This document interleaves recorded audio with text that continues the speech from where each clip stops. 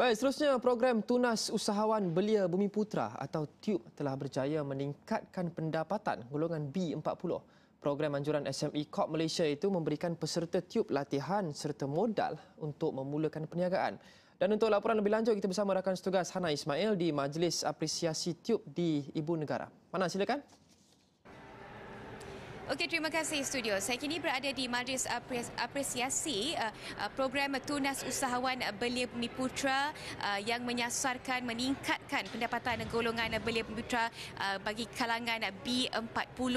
Dan program ini sebenarnya telah berjaya memberikan penambahan pendapatan kepada golongan B40 melalui program keusahawanan anjuran mereka seramai 848 peserta dan jualan dan nilai pendapatan keseluruhan bernilai 17.8 juta bagi program TUB fasa pertama dan kedua.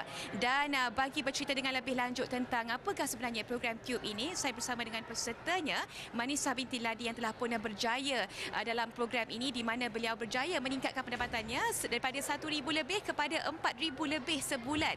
Ini dia Manisah Ladi yang berusia 26 tahun, berasal daripada Sabah. Tahniah dan terima kasih kerana bersama dengan kami di Astro Awani.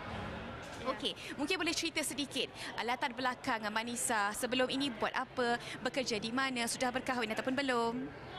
Sebelum ni saya bekerja sebagai graphic design di Telipuk. Lepas tu saya masuk PLKN dalam program TUB Usahawan tu. Saya di sana saya banyak dapat ilmu lah dari daerah. Lepas tu banyaklah nasihat kan. Lepas tu saya keluar je dari program tu, saya dapat dana sebanyak 15K dan saya mulakan bisnes sendiri di KB lah.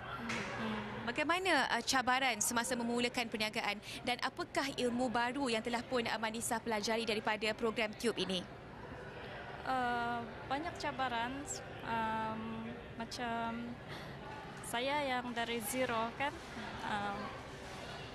Macam kalau cabaran-cabarannya macam dari segi keuangan lah kan, banyak saya kena beli stok baru semua kan, lepas tu renovate kedai, itu memang cabaran lah bagi saya.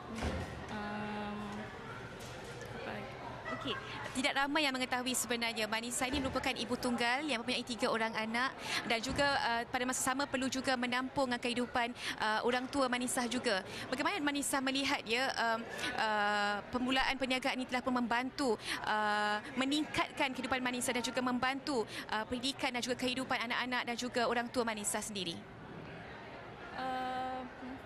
Program TUB ni banyak membantulah. Sebelum ni saya memang susah sebab saya menanggung 3 orang anak. Saya adalah ibu tunggal. Saya menjaga daerah sendiri dan kedua orang tua saya jaga. Memang susah lah. Jadi sekarang ini bagaimanakah Manisah menjalankan perniagaan Manisah dan bagaimanakah jualannya dan berapakah orang pekerja Manisah di kedai ketika ini? Jualan kalau dulu masa berkongsi dengan kawan, paling banyak pun dalam 2,000, itu pun tidak tentu sebab kami bagi dan memang jarang lah, tidak untung lah kan. Selepas tu bila dapat dana 15K dari TUB, dari pendapatan yang begitu sedikit, sekarang saya boleh dapat dalam 4K sebulan lah. Baiklah, terima kasih Manisah di atas perkongsian cerita mengenai program TUB ini. Itu tadi Manisah Ladi, peserta telah pun berjaya meningkatkan pendapatannya daripada 1K ke 4,000K sebulan dan menampung ahli keluarganya. Saya kira itu sahaja laporan saya mengenai program TUB ini serta Majlis Apresiasi TUB langsung dari Menara Baru MITI di Jalan Duta Kuala Lumpur. Untuk itu kita kembali ke studio. Silakan.